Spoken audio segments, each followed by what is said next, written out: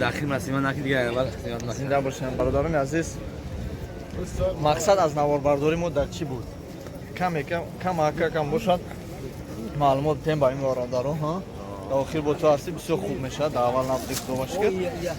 الان برادران عزیز به همه شما ما گفتنیم که اگر در نواربرداری ما در سفری حجی ما در سفری زیارتی ما کمی خطایی شده باشد، کمی نادیدگی شده باشد، کمی گفتی گپو یا اون خطایی نواربرداری سخن رفتار گفتار کردار باشد، از همه برادران خواهران اپا بخشش میپرسم و دعاگوی اون هستم که خدا بخشنده مهربان شما را نصیب خانه خدا بگردانه و از طرف ما چی خطایی شده باشه ببخشین. بنده بی خطا نیست. ما از خدا طلب میکنیم که خدا ما را ببخشه. از شما هم بخشش میپرسیم که برادران عزیز خطایی کرده باشیم ببخشین. در رفت این یکم بار آمدن ما به حج است. ما از فرصت استفاده بردیم و از راهبلد خوب گفته استفاده بردیم برای شما، برای دیگران، برای نفرانی که به حج سفر میکنن انشالله در آینده برای آنها کمی معلومات گیریم.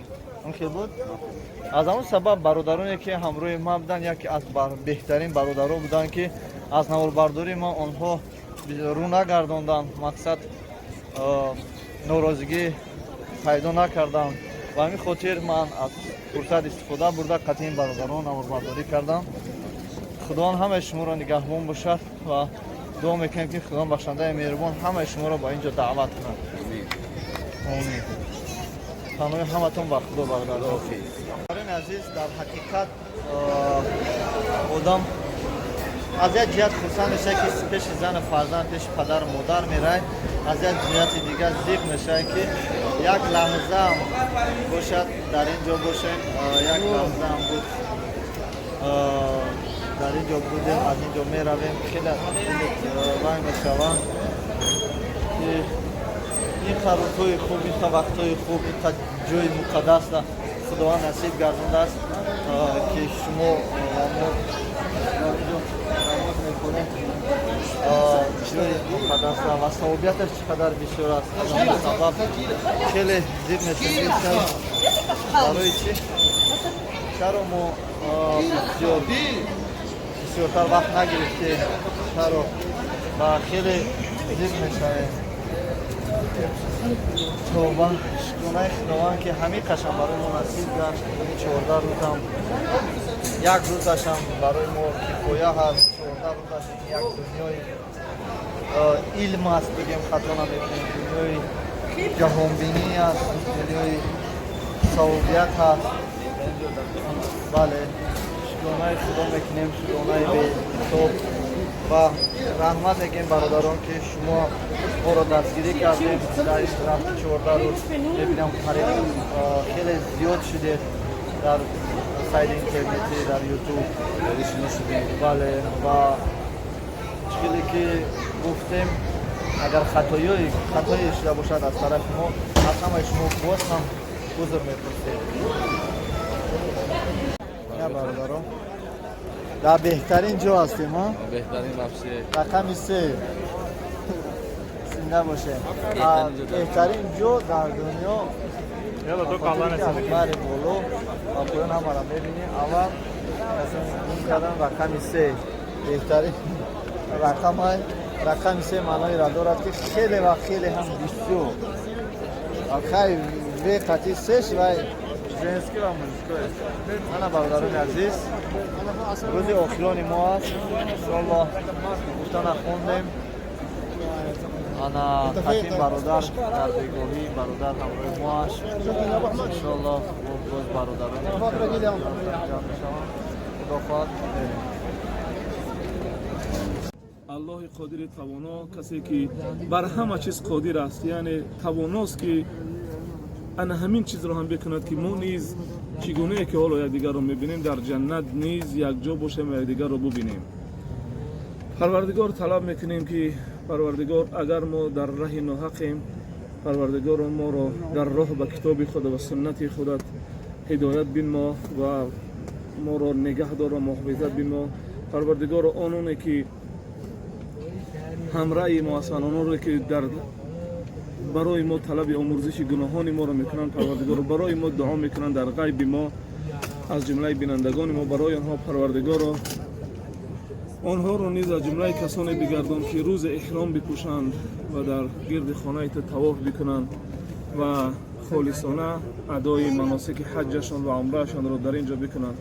پروردگار آنان نیز به ندای ابراهیمی که زمانتی ندا را تو به عهده گرفتی و پیامبر ما محمد صلی الله علیه و سلم آن ندا را تصدیق کرد، با آن ندا روز لبیک گویان بیایند و در گرد خانه تو طواف بکنند با لباس احرام. پروردگار تو مهمان خانه خودتان بگردان آنها را و از جمله مهمانان بگردان آنها را که مهمانان میخواندگی و پذیرایی شدگی باشند و آنها نیز در اینجا در حق ما دعا بکنند. این طلب ما است از آنها نیست که بیایند روز برای ما دعا بکنند و این معلوماتی که ما برای آنها دادیم و شاید بر نفع آنها باشد و برای همین هم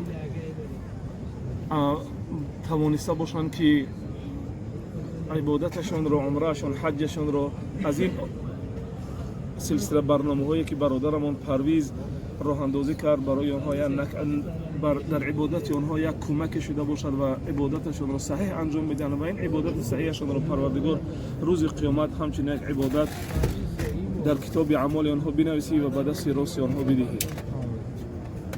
پروردگار را خانه توست، بزرگی و عظمت و شرف و اکرام هر کسی را که تو بخواهی تو میدهی، نوابسته از آن است که در چی منصب و در چی شهرت است. پروردگار بندگانی هستند شاید که شبها با اشک ریزان و چشم گریان پیش تو دعا میکنند و طلب میکنند. پروردگار هر آنچه که برای آنها خیر است پروردگار و رضای تو در همان چیز است پروردگار آنها رو بر آن چیز نصیب بگردانی. پروردگار اگر این بندگانت که با ما هستند از تو طلب چیزی را میکنند یا از ما طلب کردند آن دعای را که ما برای آنها کردیم پروردگار اگر آن دعا بر نفع آنها نیست بر ضرر آنها است تو از این با خبر هستی پروردگار آن دعای را بر آنها مستجاب بگردان که بر نفع آنها باشد. پروردگار هر آن دعایی که ما میکنیم اگر مستجاب است و بر نفع ما هست پروردگار وجه دویمش این است که ما دعا میکنیم و مغز عبادت را انجام میدهیم و مستجاب و استجاب دعا در دست تو است پروردگار. اختیار قبول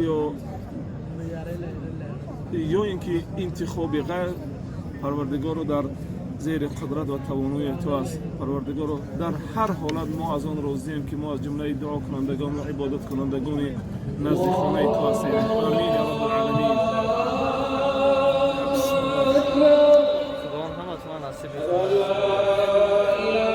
Но также есть еще целых 44 входа для ежедневного пользования верующими. Комплекс мечети Аль-Харам оснащен максимальными удобствами для посетителей. Это и эскалаторы, которые облегчают и разгружают передвижение, и множество систем климат-контроля. Посещение этой мечети является заветной мечтой каждого мусульманина. Ежегодно она собирает со всего мира миллионы правоверных, пришедших совершить обязательное паломничество. Главный храм мусульман является главным местом объединения верующих вокруг большой любви к Всевышнему. Но также есть еще целых 44 входа для ежедневного пользования верующими. Комплекс мечети Аль-Харам оснащен максимальными удобствами для посетителей. Это и эскалаторы, которые облегчают и разгружают передвижение, и множество систем климат-контроля. Посещение этой мечети является заветной мечтой каждого мусульманина. Ежегодно она собирает со всего мира миллионы правоверных, пришедших совершить обязательное паломничество. Главный храм мусульман является главным местом объединения верующих вокруг большой любви к Всевышнему. Но также есть еще целых 44 входа для ежедневного пользования верующими. Комплекс мечети Аль-Харам оснащен максимальными удобствами для посетителей. Это и эскалаторы, которые облегчают и разгружают передвижение, и множество систем климат-контроля. Посещение этой мечети является заветной мечтой каждого мусульманина. Ежегодно она собирает со всего мира миллионы правоверных, пришедших совершить обязательное паломничество. Главный храм мусульман является главным местом объединения верующих вокруг большой любви к Всевышнему.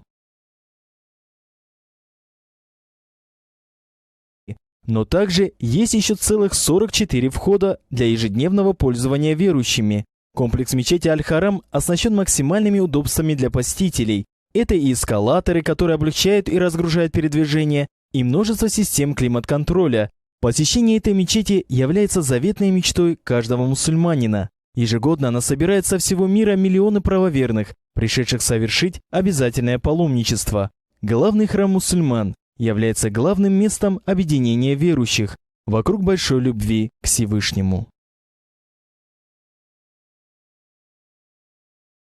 Но также есть еще целых 44 входа для ежедневного пользования верующими. Комплекс мечети Аль-Харам оснащен максимальными удобствами.